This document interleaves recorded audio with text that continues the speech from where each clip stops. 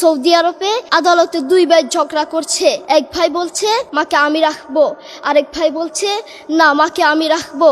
দোনো ভাই ঝগড়া করছে মাকে ঘরে রাখার জন্য।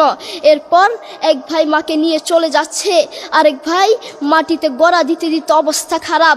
সৌদি আরবে আদালত হয় মা বাবাকে ঘরে রাখার জন্য, আর আমাদের দেশে আদালত হয় মা বাবাকে ঘর থেকে বের করার জন্য, ঠিক কিনা? যুবক, তোমাকে বলছি, তোমার বন্ধু তোমার আপন নয়, তোমার বউ তোমার আপন নয়, তোমার শ্বশুর শাশুড়ি তোমার আপন নয়। এই পৃথিবীর বুকে আপন হলো তোমার মা এবং তোমার বাবা। ছেলে বিদেশ থেকে এসে শ্বশুর বাড়িতে গিয়েছে, তারা তাকে উল্টাপাল্টা বুঝিয়েছে।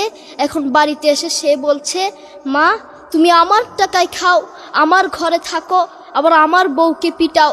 এই কথা শোনার পরে মা বাথরুমে গিয়ে আধা ঘন্টা কাঁদতে লাগলেন। কেঁদে অজু করে নামাজে দাঁড়ালেন।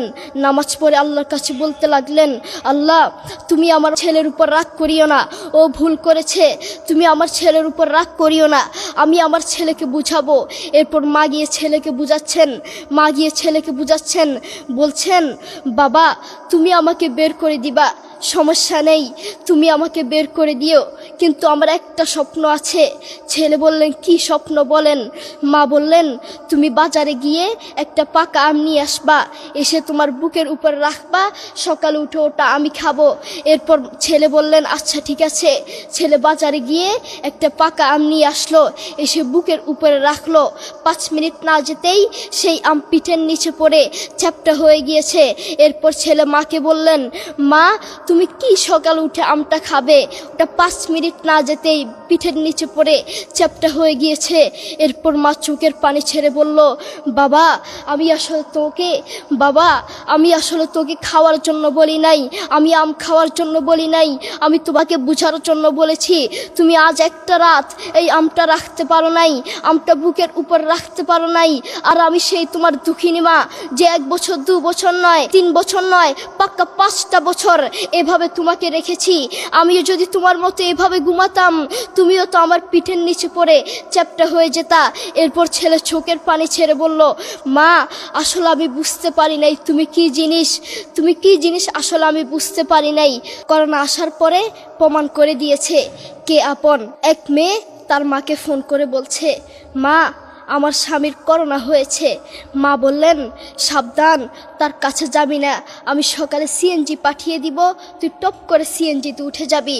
এটার নাম দুনিয়া।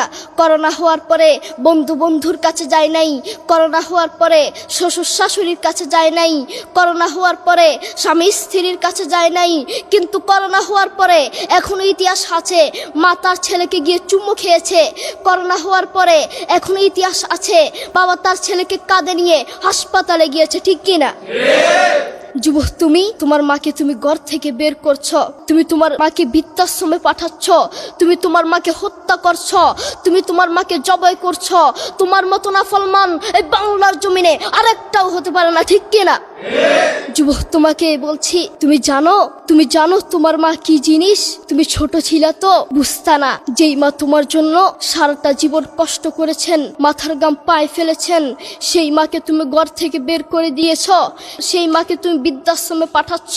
তুমি জানো তোমার মা কি জিনিস? তুমি খোঁজ নিয়ে দেখো, তোমার মা কিছু খেতে লাগলে তোমাকে ছাড়া খেত না, অল্প একটু খেত, আর সব তোমার জন্য রেখে দিত। আর তোমার বাপ হোটেলে গিয়ে শুধু অল্প একটু ডাল ভাত খেত, আর তোমার জন্য সব রেখে দিত। তোমার মার তোমার প্রতি এত মায়া, তোমার বাবার তোমার প্রতি এত মায়া, সেই বাবাকে তুমি ঘর থেকে বের করছো, সেই মাকে তুমি ঘর থেকে বের করছো, বৃদ্ধাশ্রমে পাঠাচ্ছ। তোমাকে আল্লাহর সামনে আসামির কাঠগড়ায় দাঁড়াতে হবে।